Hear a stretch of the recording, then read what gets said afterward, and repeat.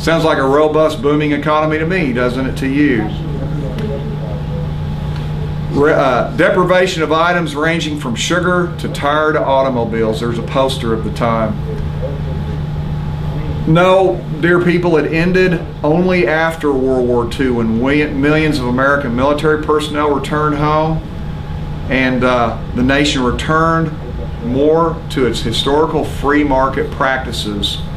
Roosevelt died, by the way, as you probably remember, right before the end of World War II. So despite an avalanche of New Deal programs, unemployment numbers in America were as bad half a decade after those programs began as when they started. In fact, they had another mini depression in 1937 and 38. Historian Thomas Woods, that's the cover of that book I mentioned, Politically Correct Guide to American History, he sums it up by saying, what finally brought the Depression to an end was neither economic legislation nor World War II.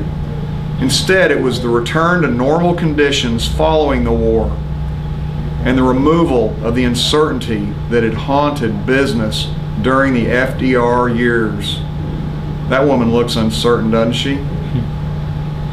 Prosperity would have returned much sooner had it not been for the destructive and foolish policies of Hoover and Roosevelt. Dust Bowl, New Deal era young man. Have we learned anything? Have we learned anything? They go to Washington, they unlearn a whole lot of stuff. They do. They unlearn a lot when they get to Washington. I commend to you the book Breach of Trust by Tom Coburn, who is a United States Senator from Oklahoma. He based that on his years in the House of Representatives when he held to his proclaimed limit of 6 years before he would retire, which he did. He went back a couple of years ago and got elected to the Senate.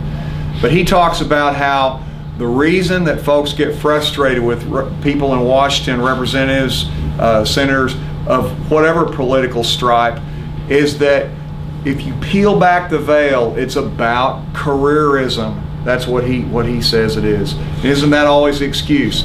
Well, if I don't stay in office, I can't do anything good.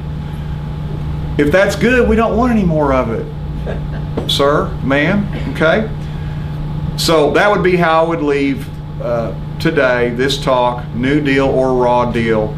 Perhaps the signal crime of the New Deal, as we look at these suffering peoples on this PowerPoint, is that Roosevelt succeeded ever more successfully in the years long after his death than even during his life, because the New Deal has landed crashing down like a 1,000-pound weight on all of our necks.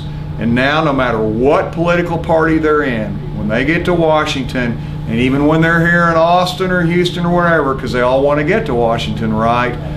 They say Reagan, they act and promote Roosevelt.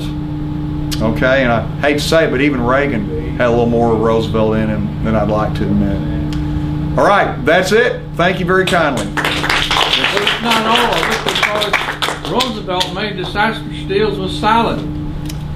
Yes, sir. Yeah, we're saving the foreign policy for some other time. Yeah. On that, we got some announcements.